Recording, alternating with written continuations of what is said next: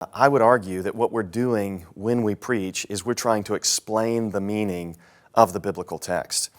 And I think that if we're going to rightly explain the biblical text, we're going to have to get at what the authors intended to communicate.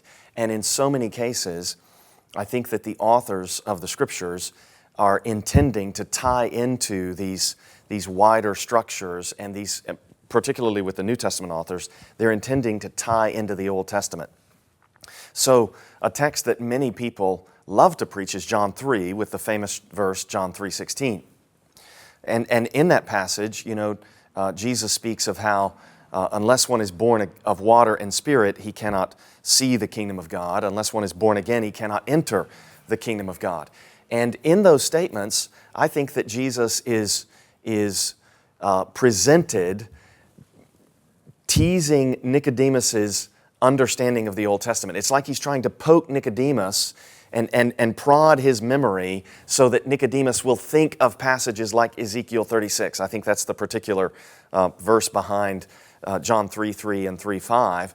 And then right after that, Jesus says, he speaks of the wind blowing where it wishes, and you hear it sound, but you do not know where it comes from or where it is going. And there, I think what Jesus is doing, it's as though he's saying, Nicodemus, remember Ezekiel 37, where there was this valley of dry bones, and then Ezekiel was sent to prophesy to the bones, and then he heard the sound of a mighty rushing wind, and it gave life to the dry bones. And I think that Jesus is essentially saying to Nicodemus, the new birth is like Ezekiel 36, and it's like Ezekiel 37, and then he goes on to talk about a whole host of other Old Testament images, including the serpent being lifted up in the wilderness.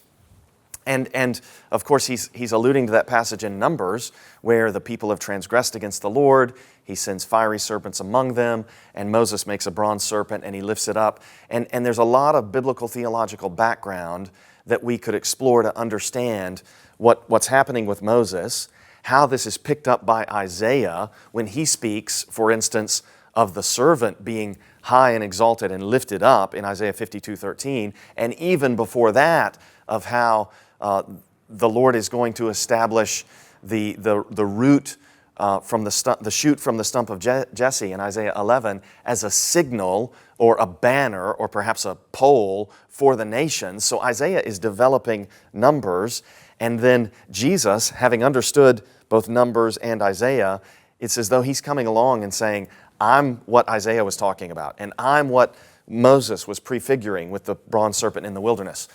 So I would argue that in order to understand the Bible, we have to do biblical theology and typology, and whether or not we use those big theological words and phrases, we need to show people how the Bible operates. And then to the question, is this too difficult? I really think that the more we read the Bible, the easier this will become.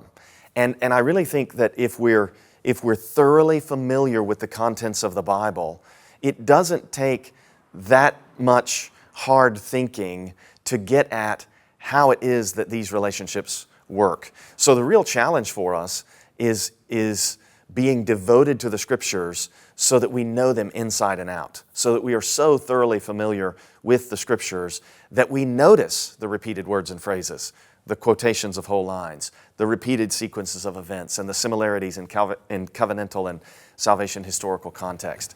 So I would say that doing typology is as easy as memorizing and meditating upon the Scriptures. That's what we need to be doing.